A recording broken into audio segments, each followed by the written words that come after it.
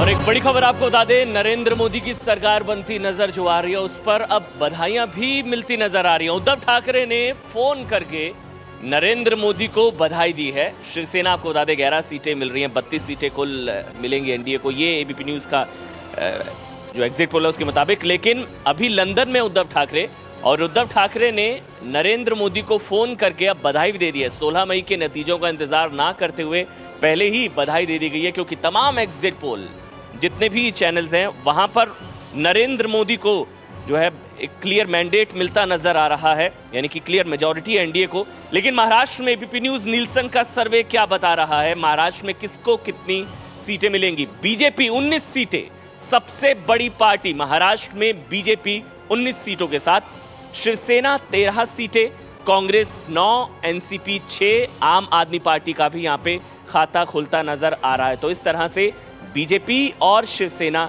कुल मिलाकर एनडीए सबसे बड़ा दल महाराष्ट्र में। सुमेरा जी, और हमारे साथ अशोक वानखेड़े यहाँ पर मौजूद हैं, महाराष्ट्र के एक्सपर्ट हमारे। उद्धव ठाकरे ने तो एग्जिट पोल पर ही बधाई दे दी है, जिस तरह के आंकड़े आ रहे हैं उससे काफी उत्साहित है। नहीं, वो तो चुनाव के नहीं, एग्जिट पोल क्या, वो तो चुनाव शुरू होने के पहले ही एक दूसरे को बधाई दे रहे थे कि सत्ता में आना ही है। एक तो काफ़ी दिनों से सत्ता में है नहीं, राज्य में पिछले 15 साल से सत्ता में नहीं है, केंद्र में भी 10 साल हो गए सत्ता में नहीं है। तो सत्ता में ना होने का एक जो दुख है वो शिवसेना को ज़्यादा होता है, क्योंकि वो सत्ता को सेवा कम और कमाई का साधन ज़्यादा मानते हैं, यदि शिवसेना का ट्रैक रिकॉर्ड देखा जाए तो।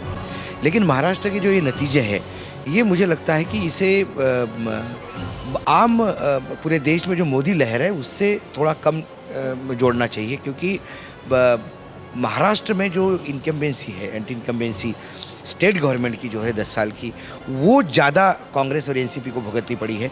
और एनसीपी का मुझे लगता है इसमें ज़्यादा रोल है, जितना एनसीपी का अरोगेंस जो कांग्रेस को भी, जिसका नतीजा अभी जो सामने जो अपने एग्जिट पोल में आया है, बाय एंड लार्ज जो बीजेपी में लगातार लड़ाई मुंडे और गडकरी फैक्शन की थी, वो कहीं ना कहीं गडकरी अध्यक्ष बनने के बाद कम हुई, क्योंकि गडकरी नेशनल लेवल पे आ गए, मुंडे को महाराष्ट्र सौंप दिया।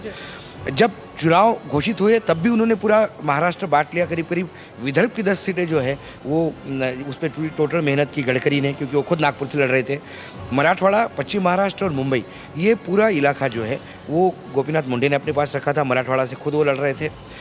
ये जो बंटवारा हुआ काम का, एक दूसरे में इंटरफेरेंस कम हुआ, इसका कहीं ना कहीं एक प्लस पॉइंट हुआ। लेकिन आप कह रहे हैं कि कांग्रेस और एनसीपी में, एनसीपी की वजह से कांग्रेस को ज्यादा खामियाजा भुगतना पड़ेगा, लेकिन कांग्रेस पार्टी के जो मुख्यमंत्री हैं या जो उनके प्रदेश अध्यक्ष हैं, उनके कामकाज को लेकर भी सवाल उठे? नहीं, उनके कामकाज को लेकर सवाल तो उठे हैं, लेकिन दो चीज़ें होती है। महाराष्ट्र की जनता बाय एंड लार्ज इतनी एग्रेसिव नहीं है।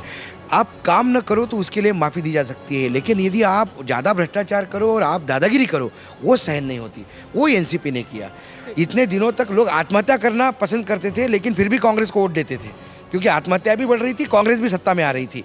लेकिन जिस दिन आपने ये कहना शुरू कर दिया पानी नहीं तो क्या, मैं यूनियन महाराष्ट्र के राज्य महाराष्ट्र में जो प्रदर्शन है कांग्रेस एनसीपी का, उसकी वजह से है वो बेसिक। इसमें आप मोदी लहर नहीं कह सकते। तो ठीक है, मोदी लहर नहीं, महाराष्ट्र के नतीजे, महाराष्ट्र के जो कांग्रेस और एनसीपी की सरकार है उसकी एंटी इनकम्बेंसी की वजह से ये निकल कर आ रहे हैं। लेकिन बीजेपी और शिवसेना सबसे बड़े दल के रूप में उभर कर सामने आ रहे हैं महाराष्ट्र में।